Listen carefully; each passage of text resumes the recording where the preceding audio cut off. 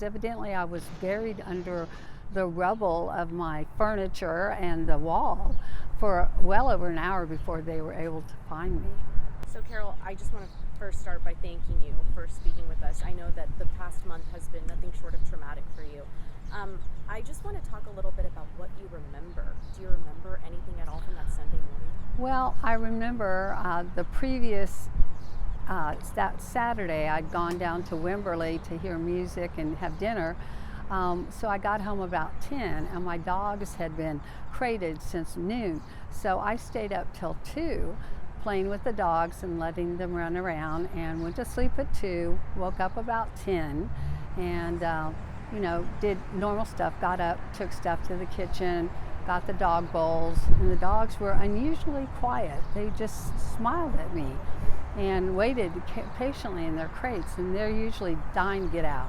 So I was going, okay. I came back, got the dog food, and then saw the cats at the door. And the cats were wanting to go out, and they just shot out, which is very unusual. They normally saunter around. And so I came back in, picked up my phone, looked at my plans for the afternoon and evening, and sat down, and the next thing I knew, it was Thursday and they were extubating me. I was evidently, I don't know, had to do a trach in the field, all these things they told me afterwards, but I remembered nothing till Thursday.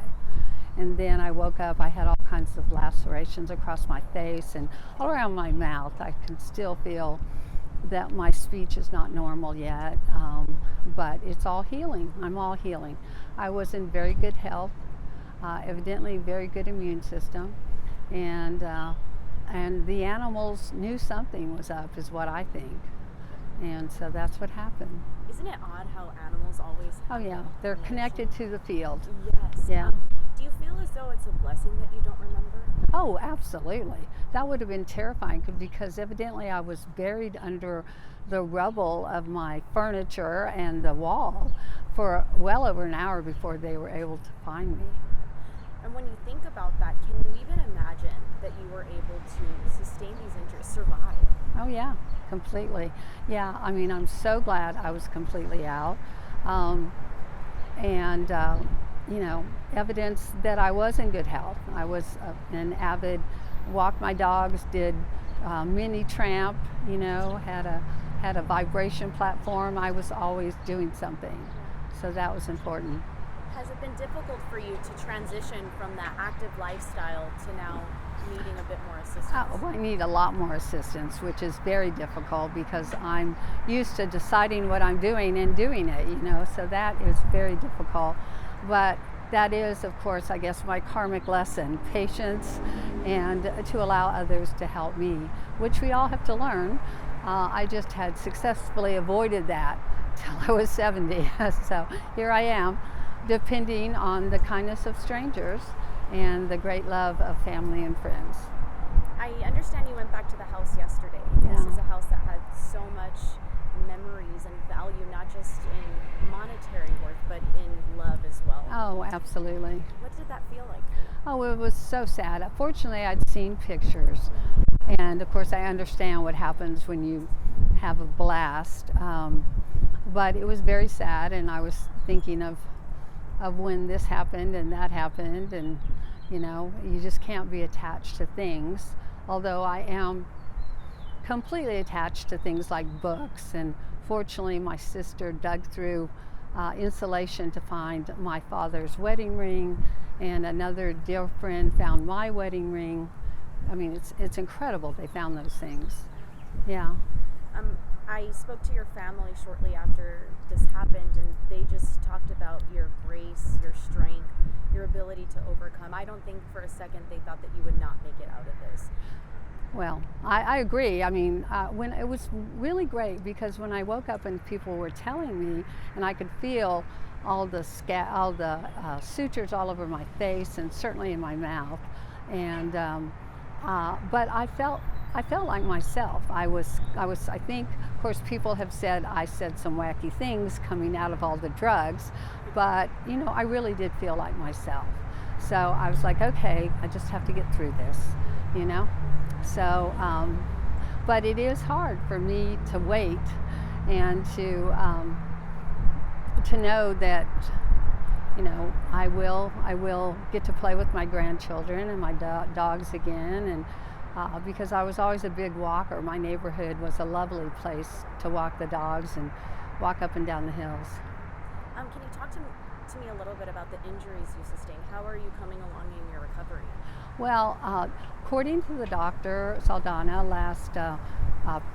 a week ago, Tuesday, it's quite extensive. My wrist and my elbow were completely shattered, and so they are rebuilt through the wonder of a Army-trained doctor who had dealt with lots of blast injuries. All the bones in my arm have been rotted and plated and pinned, and I evidently had 4 ribs, which they haven't been a problem. I also broke my clavicle, which had to be repaired surgically, also the scapula, and then a TBI, which my only symptom was dizziness when I would change position, but for the most part that's dissipated.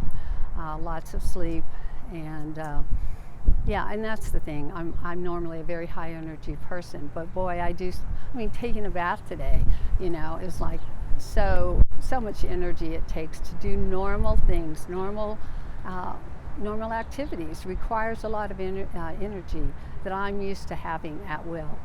So I think the average viewer that we've had would look at your home or the home next to yours and think, how did anyone survive this? that's what I said. But evidently my son a few years ago gave me a very squishy, soft, big king-size bed because it wasn't vegan, and the people said donate it.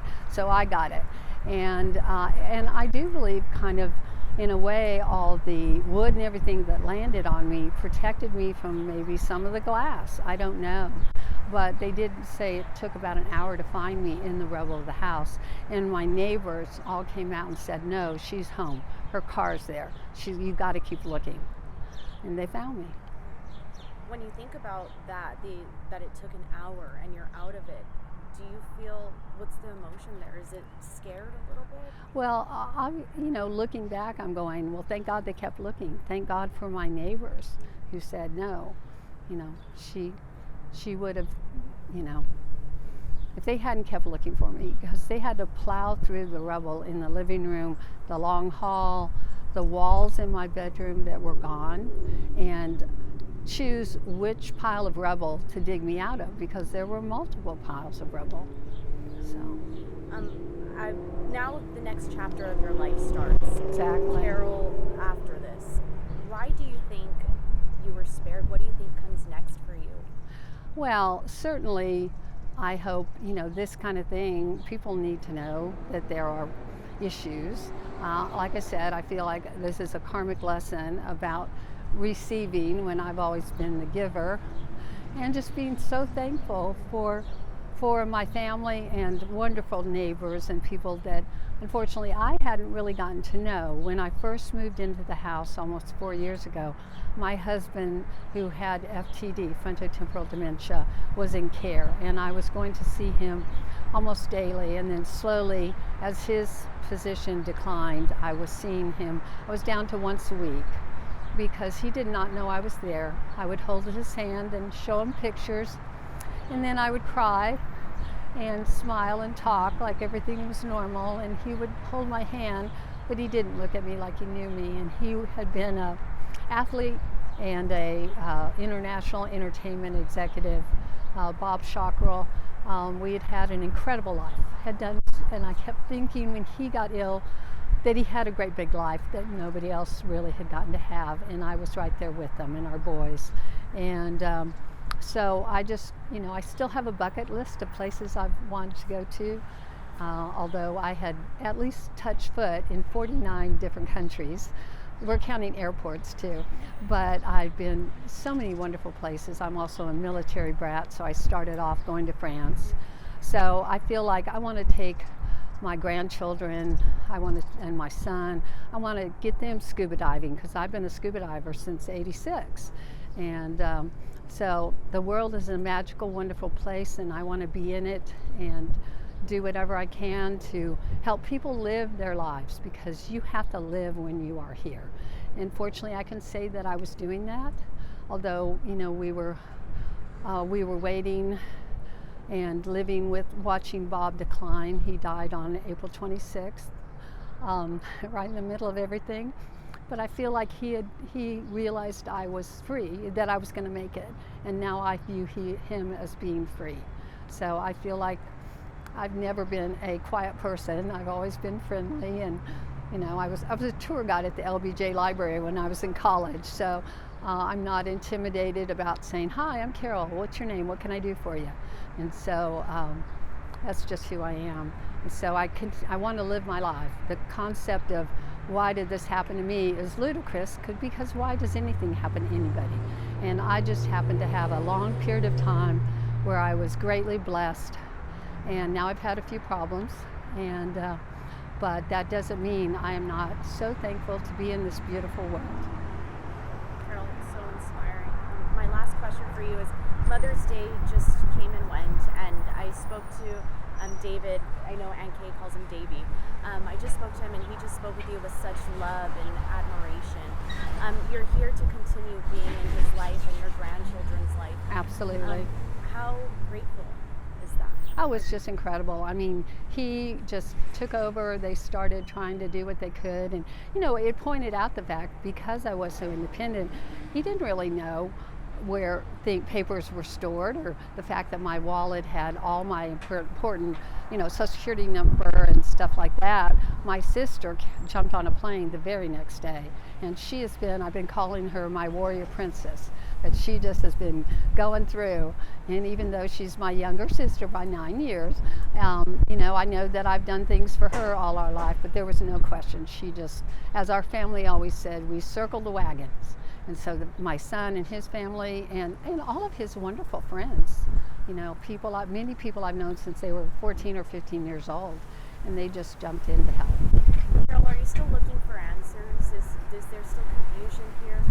You know, I have been on a 30 some odd year spiritual journey. So it is part of my life to look for answers, to seek meaning, to seek signs and understand. That's just who I am. And so I will continue on that and take pleasure in all that I see. And, you know, the cutest grandkids in the whole wide world, the cosmic cubs, we call them, Ozzy and Ivy. And they'll be 7 in June, right before their dad's birthday. So I am just thrilled to be here and thankful for wonderful medical and wonderful people. Anything else you want to add, Carol, that I didn't ask you?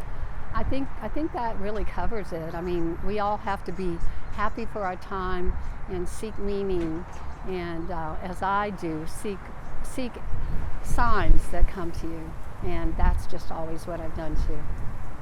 Thank you for watching. Please hit the subscribe button and get the latest news by downloading the CBS Austin News app.